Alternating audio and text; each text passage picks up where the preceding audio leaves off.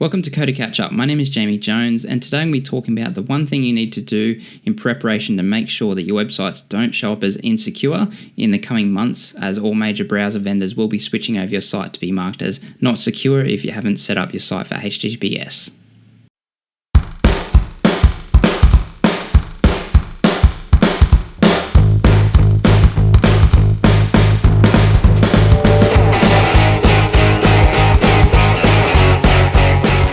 Okay, so I've talked about this in the past. I believe it was last year in a podcast episode about how your site's going to be marked as secure in the eyes of Google. And this is going to be happening across all browser vendors. And it's getting closer to that date where your site will be marked as not secure if you haven't set up SSL or HTTPS on your website. So I'm going to basically be talking about what's been released on the Google security blog, as well as what you need to do to get it in place to make sure that your site doesn't come up as not secure. Now, this is going to be happening, or at least Google's version with Chrome 68 is going to be happening in July 2018. So it's not far away. So I thought I'd release this episode now just to make sure that you've got some time, or just to prompt you to look at getting some kind of transition plan in for your websites, your client sites, to make sure they are marked as secure. So there's a bit of buffer there, but there's not too many months left. So migrating sites sometimes can take a little bit more time than expected. So basically, make sure you get a plan starting now. But what I'm going to do is I'm just going to run through the security blog and just explain some of these things and talk about what they're talking about here and some methods that you can use to get your site secure and in preparation for this and not have to worry about it. So in Chrome's security blog here, they're saying, for the past several years, we've moved toward a more secure web by strongly advocating that sites adopt HTTPS encryption.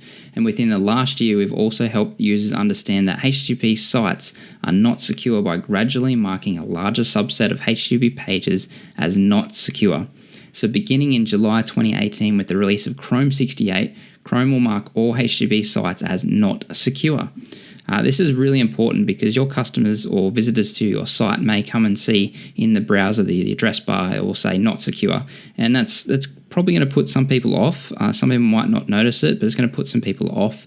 And in the further future, I believe that all sites will come up as more of a big in your face. This site is not secure, and you have to basically click through to get to the site. So it's going to become more of a problem once this happens in the future, once they get this next stage done. So they're saying here, developers have been transitioning their sites to HTTPS and making the web safer for everyone. Progress last year was incredible, and it's continued since then. Over 68% of Chrome traffic on both Android and Windows is now protected. Over 78% of Chrome traffic on both Chrome OS and Mac is now protected. And 81 of the top 100 sites of the web use HTTPS by default. Now, this is a huge increase in numbers, and I'm just going to say it's mostly because of Let's Encrypt.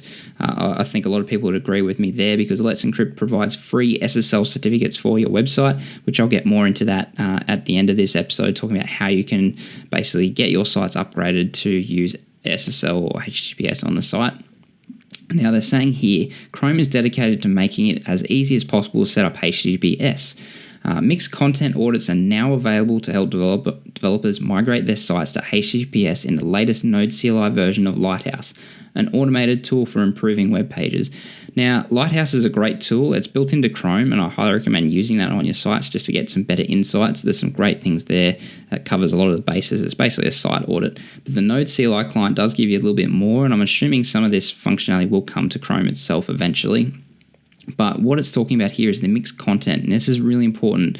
So besides just setting up your web server to run over HTTPS and have it as the default, so it's important that you might make sure that all your traffic routes through HTTPS. So if someone visits HTTP, it redirects to HTTPS. But also your content, so anything that's hard linked, absolute linked to a website or some script or something like that if that's got HTTP in it instead of HTTPS, it's going to come up as your site is only partially secure.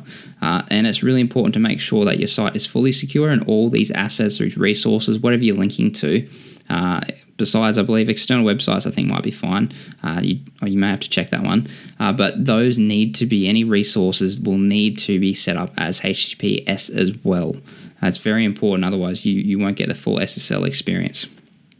So saying here, the new audit in Lighthouse helps developers find which resources a site loads using HTTP and which of those are ready to be upgraded to HTTPS simply by changing the sub-resource reference to the HTTPS version.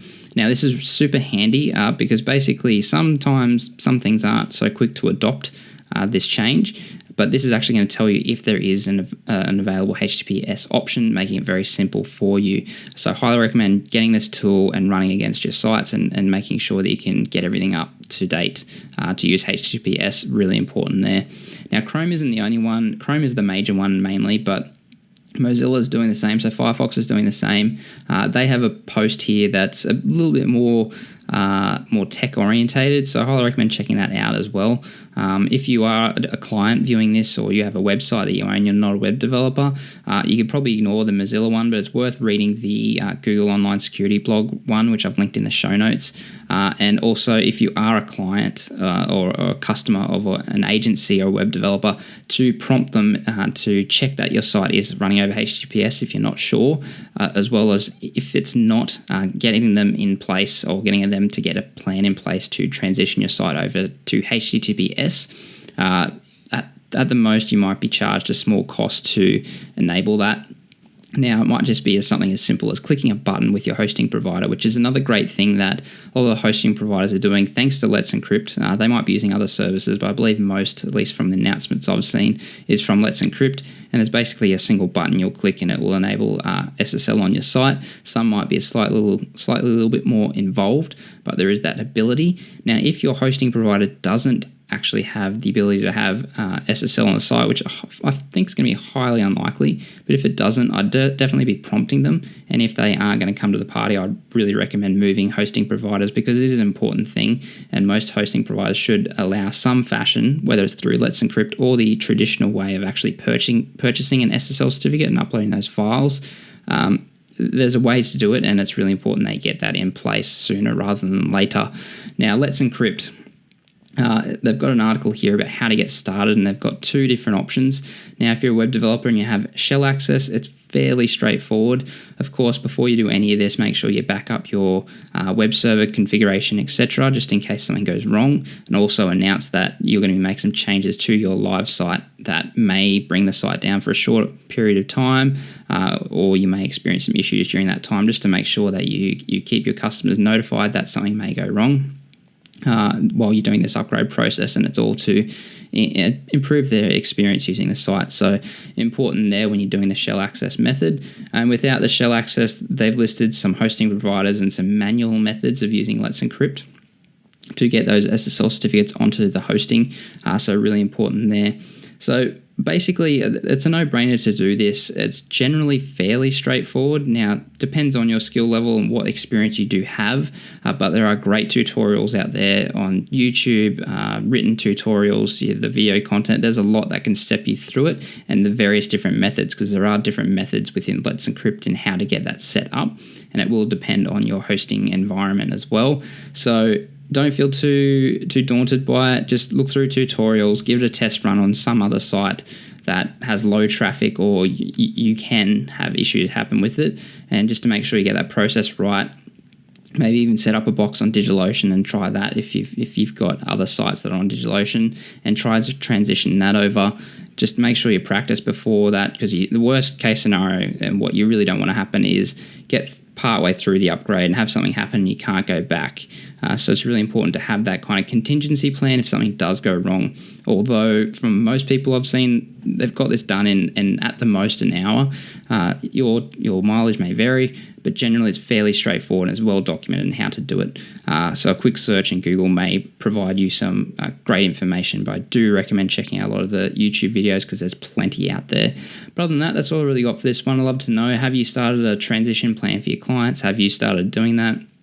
Are you doing this by default with every new site? I know I am, and it just makes it easy once you do it from the start. So if you've got any new clients, highly recommend making sure you get this set up from the get-go before the site launches. But I'd love to know what you're doing for this. What's your thoughts on it? I'd love to know. Leave a comment in the comment section below if you're watching this on YouTube, and subscribe and like if you're enjoying this video, as well as clicking the little bell icon if you want to be notified as soon as these come live. And also, if you're watching this or listening to this in iTunes, please leave a rating and and review in iTunes. That'd be great. Also, check out the YouTube channel if you haven't, because there's some video content to go along with these podcasts as well. But other than that, that's all I really got. Got any questions, anything like that, you can send through a tweet to @CoderCatchup on Twitter, or you can send through an email to codercatchup@gmail.com. And you can also leave a comment on the episode on codercatchup.com for this episode. But that's all I really got for this one. We'll catch you in the next one. Bye.